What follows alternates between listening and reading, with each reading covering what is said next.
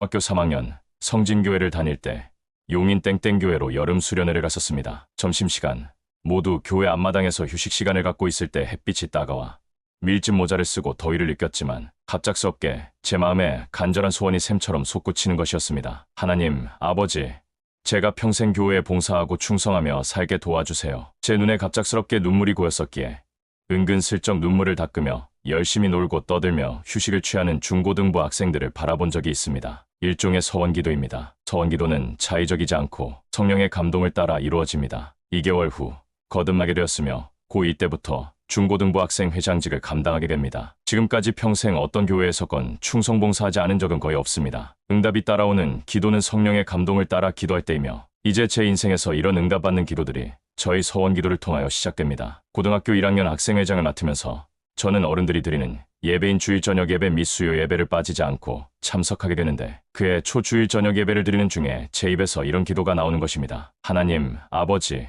우리 학생회에서 8명이 저와 함께 저녁 예배를 드리게 도와주십시오. 그 기도가 맞춰지고 얼마 되지 않아서 중고등부 학생회원 8명이 예배당 거의 맨 앞줄에서 2줄로 몇 년간 예배드리는 축복을 받게 됩니다. 그것이 당시 강땡땡 목사님에게 제가 특별한 사랑을 받게 되는 이유가 됩니다. 중고등부 학생회장을 맡을 때 중고등부 출석 성도는 12명 채 안 되었습니다. 많은 선배들이 교회를 떠난 후였으며 항상 예배가 썰렁 그 자체였습니다. 저는 하나님께 기도드립니다. 하나님, 아버지, 20명 이상 출석하게 도와주십시오. 그리고 저는 학생회원들과 함께 교회 주변을 돌아다니며 전도하게 되었는데 갑자기 12주 만에 전도가 성공되어 20명의 출석을 넘기게 됩니다. 고등학교 1학년 때인지 2학년 때인지 정확하게 기억나지는 않지만 부흥회 강사님을 초청하여 중고등부 부흥회를 갖게 됩니다. 부흥회 기간 내 우리 중고등부 숫자 20명을 약간 넘긴 숫자가 참석한 것으로 기억됩니다. 저는 마음이 참담하였으며 부흥회를 인도하러 오신 부흥사분께 몹시 미안한 마음이 들었습니다. 제 기억의 예배 시간에 하나님, 아버지, 내일 42명이 참석할 수 있도록 도와주십시오.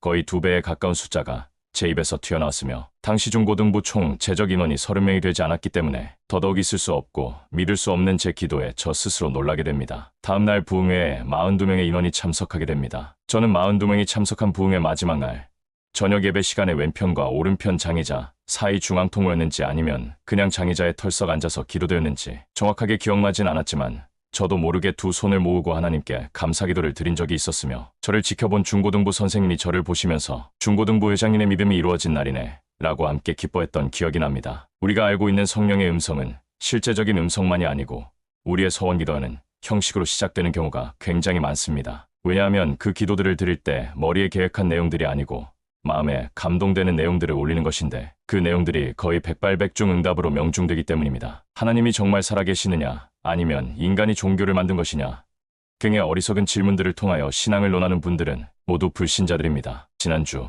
토요 예배 전 월요일 날 여행을 가라는 하나님의 명령을 받게 됩니다. 사실 월요일 여행 갈 수 없는 사정이 있었는데 그 사정이 주일 밤 자정에 해결되게 됩니다. 또한 토요 예배 및 주일 예배 헌금 기도의 내용도 청명한 날씨를 주리라 였습니다. 항상 그렇듯 여행지에서의 청명함은 거의 잊을 수 없는 아주 맑고 아름다운 날씨였으며 또한 이렇게 좋은 날씨를 주신다는 감동을 받고 여행을 떠났을 때 제가 사는 지역은 흐리거나 비 올 때가 있었지만 최소한도 여행지만큼은 항상 좋은 날씨인 경험은 엄청 많습니다. 참고로 Full Gospel Church USA가 있는 Upper Mexico에는 1년의 연평균 청명한 날이 60일이 안 되는 곳입니다. 하나님은 살아계심 그 자체가 되십니다. 천지를 창조하셨기에 날씨를 주관하시고 인류 역사를 운행하시기에 전쟁도 일으키시고 자연계 인간계 영계의 모든 것의 주인이 되시기에 하나님의 명령 한마디로 천사들과 마귀들을 홀로 움직이시며 모든 것을 주관하시는 것입니다. 할렐루야. 2024년 10월 30일 오후 9시 30분 박경우 목사가 하나님의 집에서